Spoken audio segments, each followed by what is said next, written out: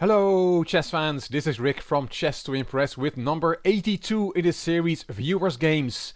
I had to put the series on hold for a few weeks, first because of the World Championship between Carlsen and Caruana, and then because life got in the way. I got suddenly very busy with lots of things. I always hate it when life gets in the way of chess. It shouldn't happen, but it did. But we're back on track. Every Sunday at 9 PM GMT I will post a Viewers Game, and this is number 82. This is the game of Josh, and something very unusual happens in this game. If you would like your game to be analyzed on Chess to Impress, I will tell you at the end of the video how that works. Josh says, I would like a game played at my local chess club to be analyzed on your channel. I was black. I'm an intermediate level chess player, avid chess club member, plays occasionally in tournaments and very occasionally does well. And I also enjoy online chess and definitely your videos. Thank you very much, Josh. And he did not tell me where he's from. It doesn't matter. Let's look at his game. As Josh said, he was black, so let's look at his game from the black side. White opened c4, so this was an over-the-board game played at Josh's chess club. Josh played e5, knight c3, knight f6, g3, and d5. That is indeed the main theoretical move. Pushing in the center. C takes, knight takes, and bishop g2. Now this knight is attacked twice by bishop and knight and only defended by the queen. Knight b6 is the main move here, according to theory, and then the game can develop as follows. Knight f3, knight c6, white castles, and bishop e7. That's the main line in the database. But Josh played it differently. After bishop g2, he took on c3 to solve the problem of the knight hanging on d5. White took back with the b-pawn, taking towards the center. Knight c6, and now a bad move from white. e4, that's not a good move. It's blunting the bishop, but more importantly, it's leaving a gaping hole on d3.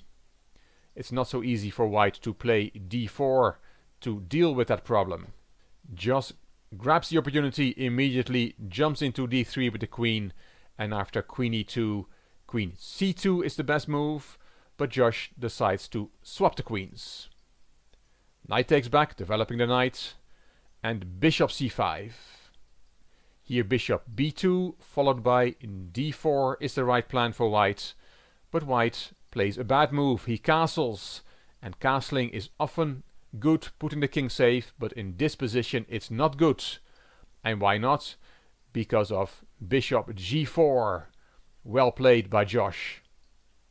The knight is attacked, and if you look, the knight has no squares. The knight cannot jump anywhere. So rook e1, defending the knight, is the only option. And now Josh castles queenside, with a strong idea of infiltrating on that weak d3 square with the rook this time. White is going to kick Josh's bishop away, and again, and plays rook d1, with the idea of playing d3 and giving this bishop a diagonal. Here rook d3 would have been a good move from Josh, stopping that plan, but Josh decides on another move, which is also fine. He played h5. Now d3 is the best move, and black is a bit better. White is still struggling to complete his development, but white decided to take on h5. That's not a good move. Now the bishop comes back on that strong diagonal. The knight is attacked again and cannot really play, because then the rook will fall on d1. Here king f1 makes a lot of sense to protect the knight, but then rook d3 and black's pieces are much more active than white's. Black is having all the fun in this position, and it's a matter of time before white's position collapses if black plays it well. But after bishop takes h5, white played rook e1 to protect the knight. That rook really wanted to stay on d1 to try and play up the d-pawn. Rook d3, great move from Josh, and a4 from white, with a possible idea of putting the bishop here, which is then protected by the rook, but then this pawn, the d2 pawn, will fall. Here Josh has several good options.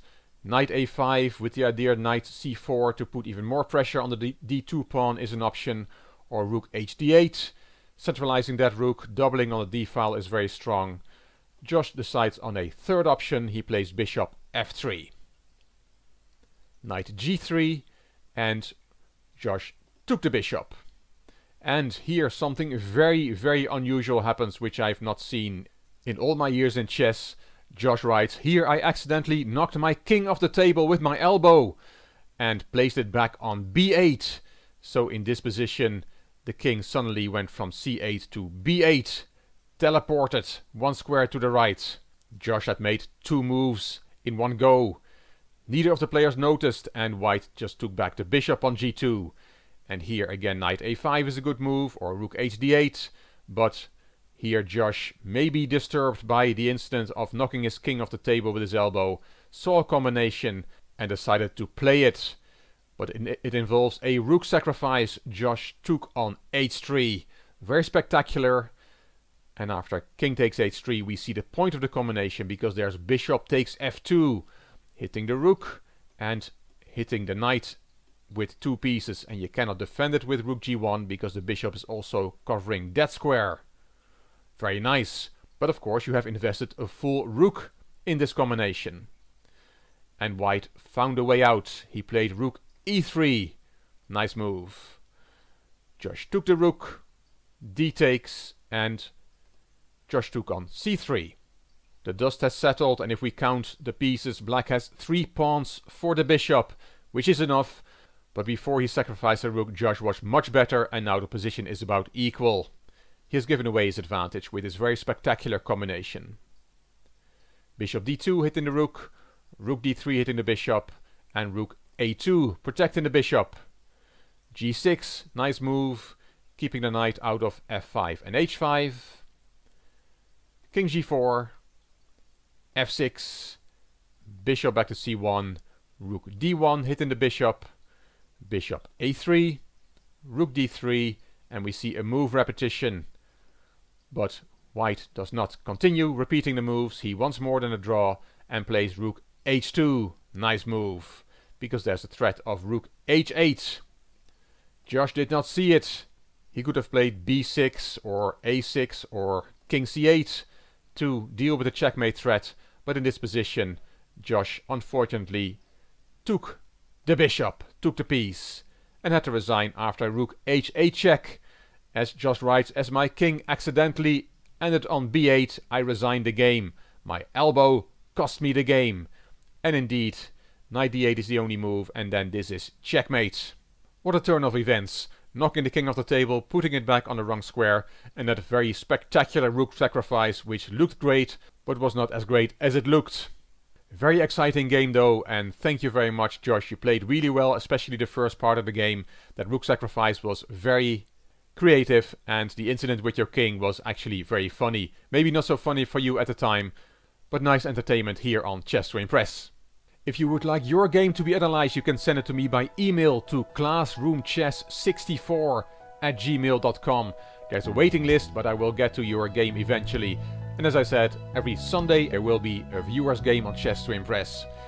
Hope you enjoyed Josh's adventure in this game. It was quite an adventure. If you did, please give the video a thumbs up. Please subscribe to the Chess to Impress channel, and please leave a comment. If you liked the video, it would be great if you could share it on social media by clicking the share button on YouTube. This is Rick for Chess to Impress. Thank you for watching.